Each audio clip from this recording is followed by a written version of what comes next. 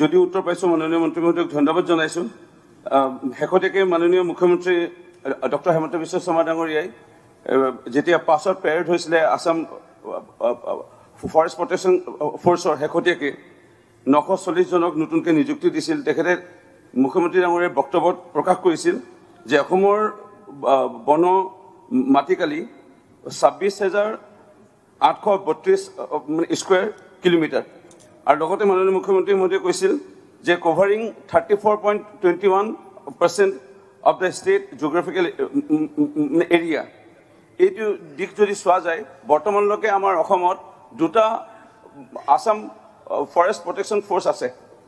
3 নম্বৰটো আমি জানিব পাৰিছোঁ, বিশেষকৈ প্ৰথমটো যিটো আছে ভৌগোলিকভাৱে আমি চাওঁ যদি মধ্য অসমত আমাৰ গুৱাহাটীত আছে বশিষ্ঠত।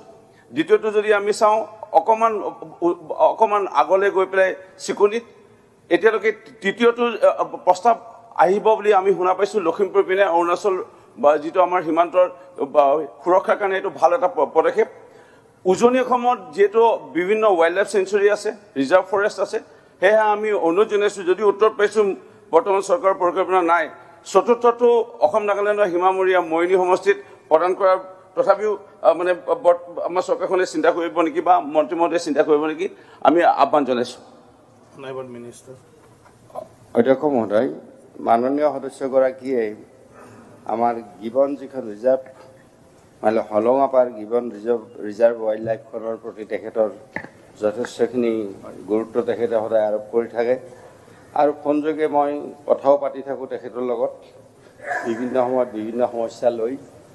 গতিকে আমাৰ আচলতে তাতে যিটো আমাৰ কৰ্মী ডাঙৰীয়াই কৈছে যে তাতে ৰিজাৰ্ভ ফৰেষ্ট 3খন আছে, Disoi valley reserve forest, Disoi reserve forest আৰু তিৰু ৰিজাৰ্ভ ফৰেষ্ট।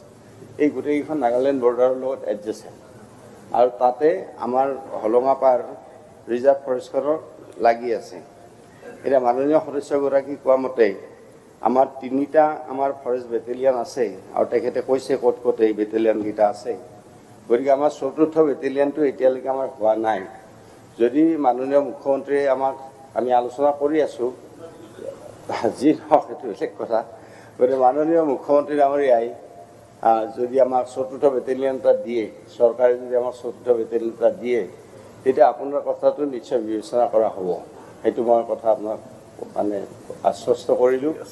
আৰু তাৰ উপৰি এতিয়া আমাৰ যিখন হলঙাপাৰ গিবন ৱাইল্ড লাইফ আৰু বাকী 3খন আমাৰ যে ৰিজাৰ্ভ ফৰেষ্ট আছে, তাতে আমি ইতিমধ্যে আমাৰ যোৰহাট ডিভিশ্যনৰ আণ্ডাৰত আমি ইতিমধ্যে 12জন আছাম ফৰেষ্ট বেটেলিয়ান আমি দি থৈ দিছোঁ, যেতিয়াই প্ৰয়োজন হয় যাতে তেওঁলোকে কাম কৰিব পাৰে।